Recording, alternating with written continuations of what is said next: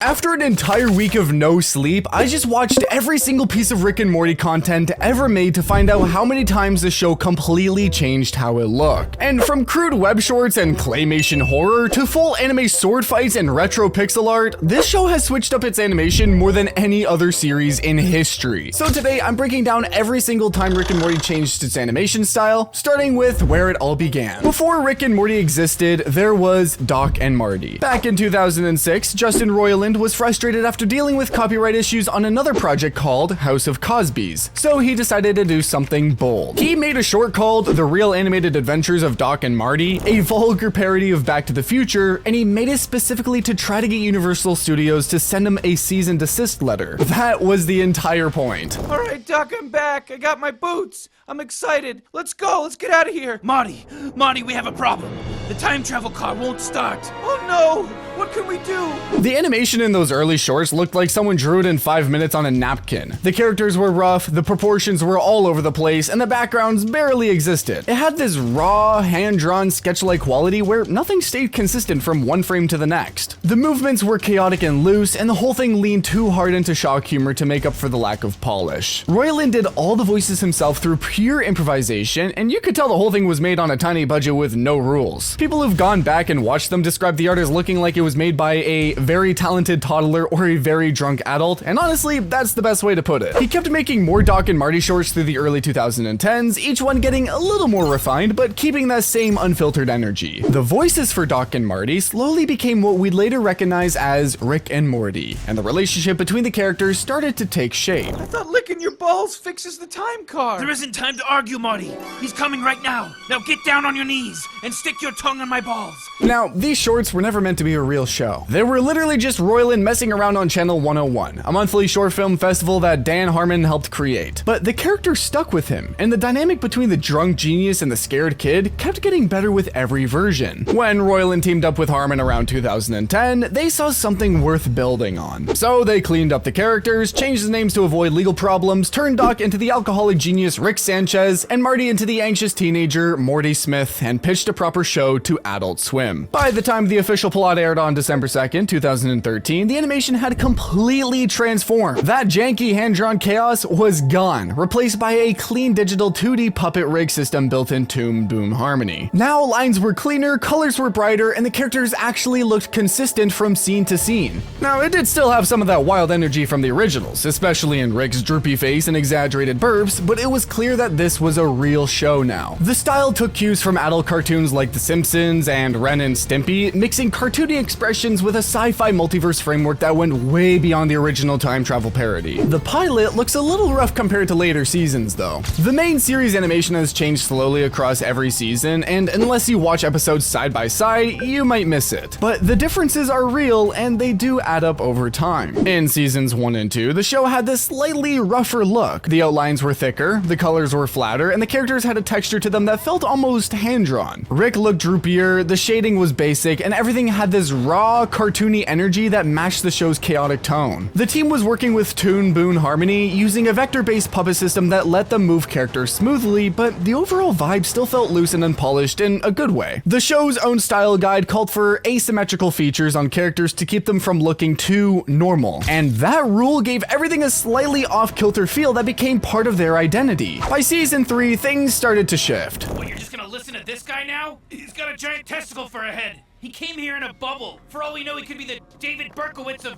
Nutsack Land. The shading got more detailed, the colors became brighter and more vibrant, character movements got smoother, and there was more dynamic. Small details like the way Rick's drool was drawn went from simple blobs to glossy, realistic looking forms. The team started using tools like Adobe After Effects for post-production work, adding way better lighting, shadows, and depth to backgrounds that made scenes feel more layered and cinematic. The whole show started looking more polished without losing its core identity. Seasons 4 and 5 pushed even further into cinematic territory. The animation started incorporating more experimental elements within individual episodes, like unique inking styles for specific scenes, or horror-inspired visual motifs that changed the mood completely. Season 6's Night Family was a standout example, where the team used darker tones, novel shadow work, and completely different lighting to create a creepy, unsettling look that felt nothing like a normal episode. The whole thing played like a horror short wearing a Rick and Morty costume, and let's be honest, it worked because the animation team had gotten confident enough to push boundaries boundaries within the main show itself. Seasons 6 and 7 continued refining everything with subtle improvements in backgrounds, effects, and character expressiveness that kept the show feeling fresh without changing the foundation. The asymmetrical designs, the weird proportions, the expressive faces, all of that stayed. The evolution was about adding layers on top of what already worked, not replacing it. And that balance is what kept it feeling like the same show, even as the visuals kept getting sharper with every season. Now, from the slow changes happening in the background, let's finally talk about the first time the show did something completely different on purpose. In mid-2016, a real courtroom transcript went viral online. It was from a June 17th pre-trial hearing in the Superior Court of Floyd County, Georgia, where the defendant, Denver Fenton Allen, went completely off the rails during discussions about his representation in a murder case. Okay, Mr. Allen? Right. I believe that your case was going to trial not this Monday, but the following Monday. He threw insults and threats at Judge Brian Durham Jr., and the transcript was so vulgar and absurd that people couldn't believe it was real. Readings and reenactments started popping up everywhere online. So Justin Roiland did what anyone would do. He animated it word for word using Rick and Morty characters. Rick played the defiant defendant, Morty played the increasingly exhausted judge, and the entire short was a direct reading of the real transcript with absolutely nothing changed. It premiered at San Diego Comic-Con in July 2016 as a rough black and white storyboard animatic before Adult Swim released a polished version on their YouTube channel on August 4th, where it completely blew up with millions of views almost immediately. The animation style was completely stripped down compared to the main show. The characters barely moved, the whole thing was built around Roiland's voice performance, and he even broke into laughter during recording, which they left in because it added another layer of comedy. This is kangaroo court, sir. You know what? No, we're not in Australia. I mean, if you want to suck my you can do it any time now. That minimalist approach made the absurdity hit even harder. Hearing Rick's voice deliver these real, unhinged courtroom rants in a plain setting with no distractions was funnier than any sci-fi adventure. A Canadian animator named Tierra Y later made a fully colored, smoothly animated fan version called Judge Morty, State of Georgia vs. Rick Allen, that expanded the original with better motion and added details, but the official release stayed intentionally bare. It was the first real sign that the show could work in a completely different visual format and still land every joke. But if the courtroom short stripped things down, what came next went in the complete opposite direction. Starting in October 2016, Adult Swim released a batch of tiny claymation shorts called The Non-Canonical Adventures, and they were unlike anything the show had done before. Created entirely by British animator Lee Hardcastle, these 36 episodes ran just 16 to 21 seconds each and were designed to air during commercial breaks as station bumpers to promote the upcoming season 3. Every short dropped Rick and Morty into a parody of a famous movie. The Thing, Alien, Blade Runner, Gremlins, E.T., The Matrix, A Clockwork Orange, Ghostbusters, Halloween, Poltergeist, Reanimator, Ex Machina, and dozens more. The list of references was massive, but instead of the clean digital animation of the main show, everything was built out of clay. Actual physical clay figures sculpted to look like Rick and Morty moved frame by frame in classic stop motion style. You could literally see the fingerprints and thumbprints on the models. The movements were jerky and deliberate. The textures were gritty and rough, and because Hardcastle is known for grotesque horror comedy claymation, including work on projects like The ABCs of Death, the shorts leaned hard into gore, body horror, and visceral, squishy violence that you could almost feel through the screen. Hardcastle handled the writing, directing, and even the animation for most entries all by himself. Roiland provided the real voices for every single short, so even though the characters looked completely different, they still sounded exactly right. Where's Rick?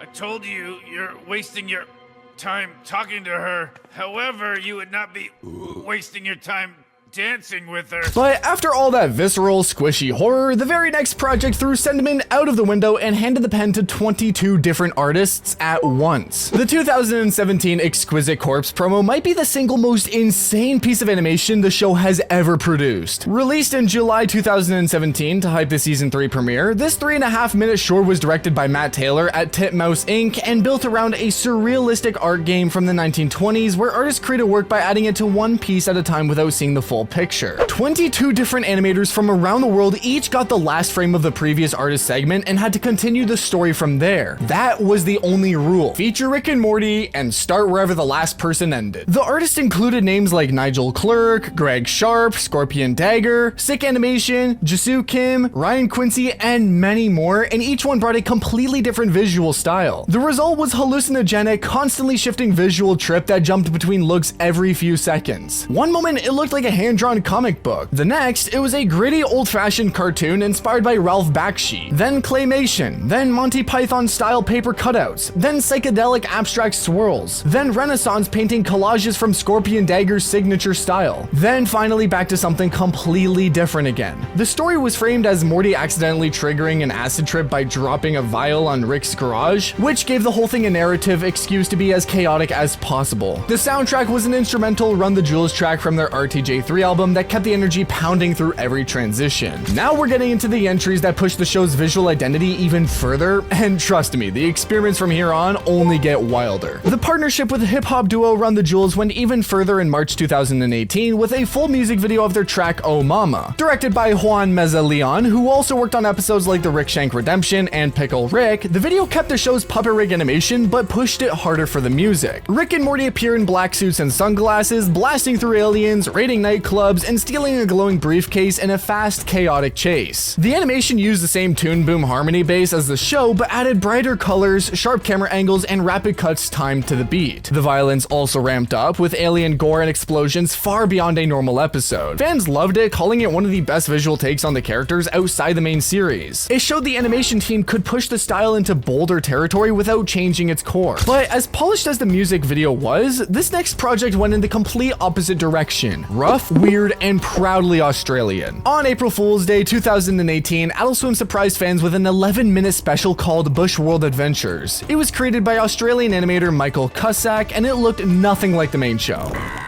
What's going on, Rick? What's happening? We're going on an adventure, Morty. Classic Rick and Morty bushland adventure. Cusack renamed the characters Rick and Morty, gave them thick Australian accents, and sent them on a chaotic road trip through the outback searching for a mythical green cube. The animation was intentionally rough. Lines were uneven, proportions were warped, and the movement felt shaky and crude. Rick's portal gun was just a normal gun, and the story replaced sci-fi gadgets with goblins, snakes, kangaroos, and a bizarre giant named Uncle Barry. Cusack handled the entire project himself, writing, directing, animating, and voicing both characters. The short even included cameos from his other work like YOLO, Crystal Fantasy, and a background reference to Smiling Friends. Now, some fans were confused when it aired, and others were annoyed that it was not a real premiere. Over time, though, Bush World Adventures became a cult favorite and one of Adult Swim's most memorable April Fool's stunts. Cusack's chaotic outback detour was a one-off fever dream, but back in the main show, the animation team was quietly experimenting with something that looked like liquid metal brought to life. In The Edge of Tomorty, Rick Die Repeat premiere of Rick and Morty Season 4, one scene suddenly shifts into a very different visual style. Morty becomes obsessed with death crystals and merges with a black and red substance called ferrofluid using one of Rick's devices. The liquid wraps around him and turns him into a towering monster with shifting metallic limbs, sending him on a violent rampage. The sequence was outsourced to Studio Yada, and the difference was clear right away. The ferrofluid moved like liquid metal with rippling surfaces and tendrils that constantly changed shape. It almost looked three-dimensional compared to the show's usual flat animation. Even the dialogue calls it an Akira-type situation, a direct nod to the anime film Akira that inspired the scene's style. Artists like Greg Bartlett later shared process clips showing the detailed keyframes, layered backgrounds, and camera work needed to pull it off. Alright, we're in the final stretch now, and these last few entries are so different from each other that I genuinely had to watch some of them twice just to make sure that they were the same show. Let's get into it. Starting in March 2020, Adult Swim released a series of anime shorts that reimagined Rick and Morty through a Japanese animation style. These were not simple style experiments. They were produced by Japanese studios with Japanese voice actors, detailed hand-drawn backgrounds, dramatic lighting, and fluid action. The first short, Samurai and Shogun, was directed by Kachi Sato. It placed Rick and Morty in feudal Japan, with Rick as a samurai protecting a Shogun version of Morty from waves of ninja Ricks.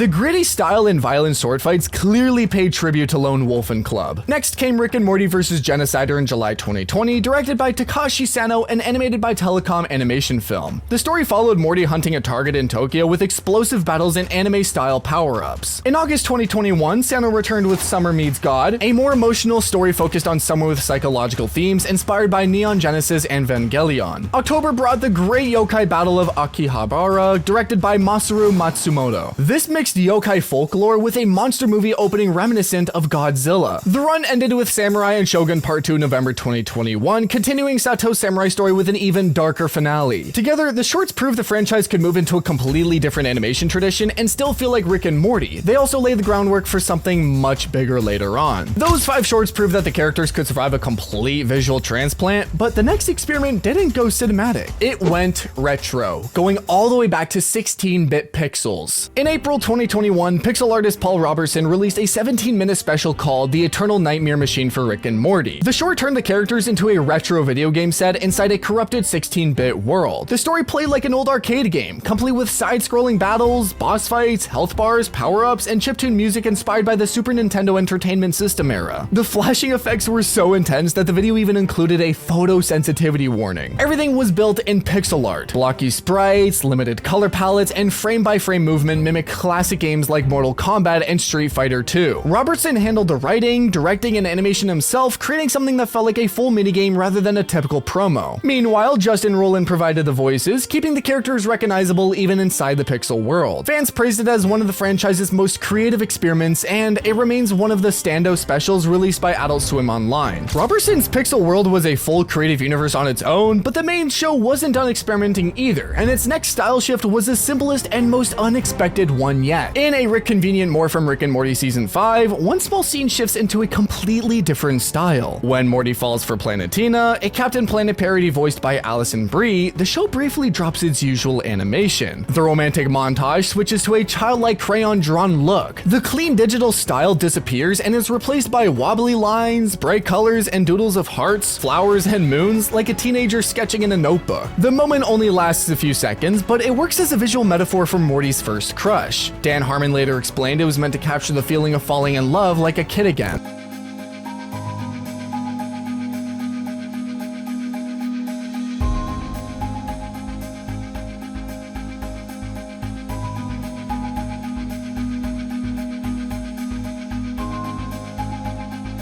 Because the scene sits between normal animation, the shift stands out even more. It's a tiny change, but it adds real emotional weight to the moment. That tiny crayon moment showed how much a few seconds of different animation could do, and the next project took that same idea and built an entire horror short around it. In October 2022, animator Lee Hardcastle returned with a darker claymation short called Summer Sleepover. The 10-minute story follows a slumber party with Summer and her friends that turns into chaos when a grotesque creature crashes the night, unleashing body horror and gore. Hardcastle used the same stop-motion clay style he had used before for Rick and Morty, but the longer runtime allowed him to build real horror atmosphere. The lighting was darker, and the clay transformations felt disturbingly physical. Fingerprints on the models, squishy deformations, and rough textures made the scenes feel strangely real. Additional animation came from collaborators Joe Cares and Tunk Yilmaz. The final short was widely praised by fans as a Halloween standout and one of Hardcastle's best projects for the franchise. Hardcastle's return proved Claymation still had plenty of life left in it, but the biggest transformation was still coming. One that turned 4 years of anime experiments into an actual series. In August 2024, the anime experiments finally became a full series with Rick and Morty, the anime. The 10-episode show was directed by Takashi Sano, who had previously worked on shorts like Rick and Morty vs. Genocider and Summer Meets God, Rick Meets Evil. It was produced by Telecom Animation Film, Sola Entertainment, and Studio Dean. Yohei Tadano voiced Rick, and Keisu Chiba voiced Morty, with English dubs also released. The series fully embraced traditional anime style with detailed hand-drawn backgrounds, dramatic lighting, fluid action, and more serialized storytelling than the main show. Episodes like Girl Who Manipulates Time and Fighting Mother explore time travel, virtual worlds, and family conflict through a more serious tone. It was the payoff to experiments that began with the first anime short in 2020. What started as a rough web cartoon eventually became a franchise that could exist in almost any animation style and still feel like Rick and Morty. And that's every single time Rick and Morty changed its animation style. If you enjoyed the video, be sure to subscribe, and remember, learn the lore.